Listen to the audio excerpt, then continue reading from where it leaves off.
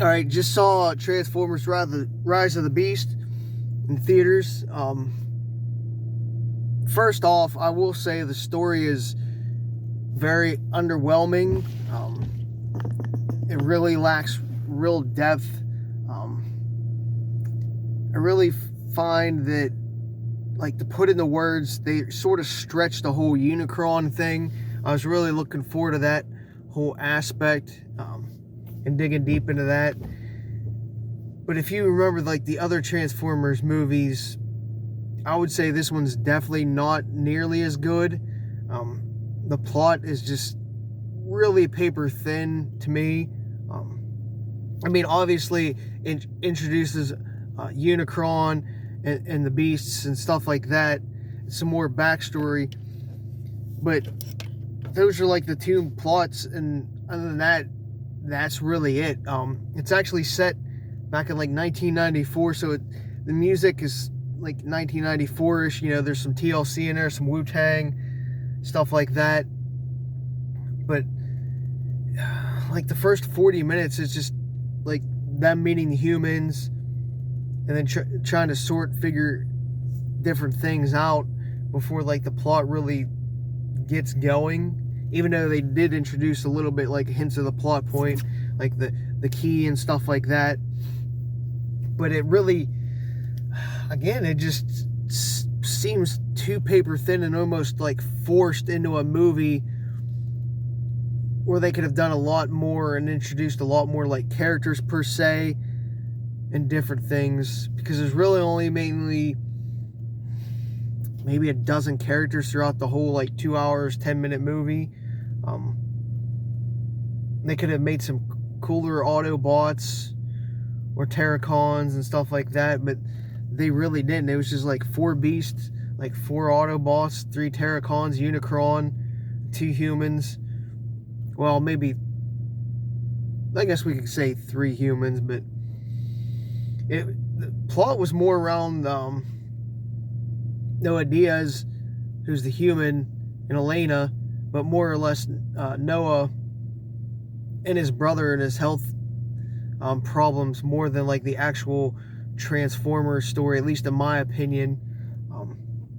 Again, I was looking forward to this for months and stuff coming out in the theaters. I was like, oh man, this is really going to be a good graphics movie. The music seemed like it was going to be really good.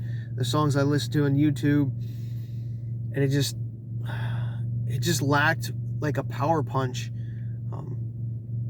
You know, typical ending where Optimus saves the day, so you're expecting that. They defeat a bad guy, as he always does. I don't know. I just would like to have had some more character plot. I wish they would have done some more with like the Beast like transforming and showing off their powers, instead of like their little backstory was only like a 2-3 minute subplot. Then the humans destroyed the key. Well, they figured out the code to destroy the key in the end, and then Optimus got blown up a little bit, actually destroying it because the motherboard that protected it got destroyed by Scourge. Unicron, actually, I mean, as big as a character as it could be, really did not play that big of a role. I mean, obviously you can't really show him a whole bunch without, you know, destroying planets and stuff like that, but it was just such a secondary or even third tier character in the movie, when the whole movie was based around Unicron coming and destroying Earth, that it just felt like Unicron was just like lost in the mix. I don't know. I was actually more excited about the end credit hint than anything else. It just sets up, I guess, more movies. Since Unicron officially wasn't destroyed, it sets up for Unicron to come back in other movies. The one thing about the time warp key, which was cool compared to some of the other Autobot and Decepticon and stuff like that, Cybertron things, is this key actually lets you go in the past or future, and like time warp or jump from planet to planet. So that was kind of different. Instead of just bringing like a planet to Earth like they've done in the past. So that was different. There was really no military involved in this movie, which was nice, because I always felt like they got in the way, sort of. There's really no like other police or any of that type, like first responder presence, except for maybe like 2 minutes when Mirage was trying to get away early on. I don't want to spoil too much, but basically how like Mirage and Noah got even introduced was Noah was trying to steal a car, and it happened to be Mirage when the key actually got set off early on in the movie by Elena in the Ellis Island Museum or something like that. So that was kind of different. Elena plays a role because she's a like, I don't know, whatever, archaeologist or whatever, studies like history, helping out, and she like unlocks the key and sets it off, which actually brings Scourge and his crew to Earth. And so like the rest of the movie, you find out they have to find the other half of the key in Peru, and join it together and become one piece to either like the Autobots to time warp, or Scourge and them to bring Unicron to Earth. There's a couple smaller fight scenes that are really alright. Even the final battle scene seemed lacking, like really anything spectacular or that like really cool fight scene moment. Even when Optimus was fighting Scourge, there wasn't like anything really cool or like one cool move that you're like, wow, that's just amazing. You know, I wish I would have saw that like in theaters type deal.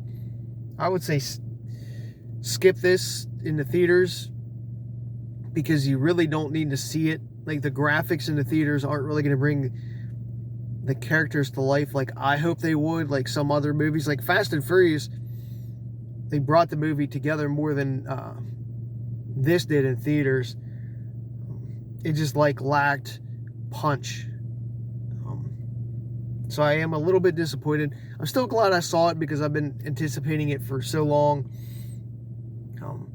The one spoiler I will say at the end, when Noah was trying to get a job, went for a job interview, the guy who was interviewing mentioned like Peru, where he just like saved the world at, but he didn't mention it at all because it's been a big secret.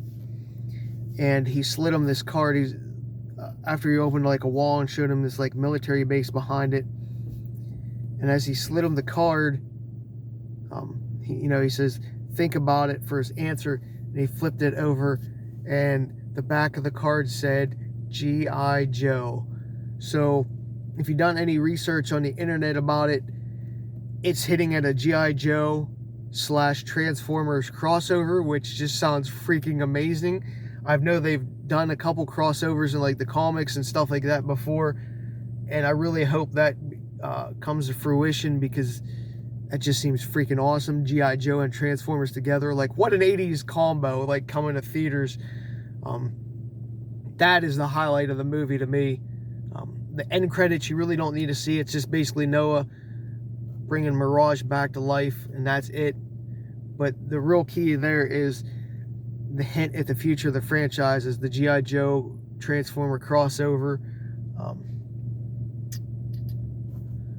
Other than that, there's really not much else to talk about, because nothing else really exciting happened. I mean, like when they go to Peru, they did talk about like this Peruvian village protecting the beasts, the primals or whatever, for so many thousands of years and stuff. So that was pretty cool to intertwine those two cultures a little bit. But other than that, it's pretty much a straightforward movie. You sort of can predict what's going to happen, and there's no real, oh, that's awesome type deal throughout the movie. I could give a bunch of like little spoilers and hints, but then it wouldn't really be no point in going to see it, because there is no real punch during the movie. Even like the Autobots and Terracons, like I wasn't overly impressed with the graphics for the movie. They didn't wow me either as like some of the other Transformers movies. I know like it's an earlier like 94 set type cars, so I did take that into consideration, but they're just not that exciting. So I want to say this is probably the worst Transformers that I've seen.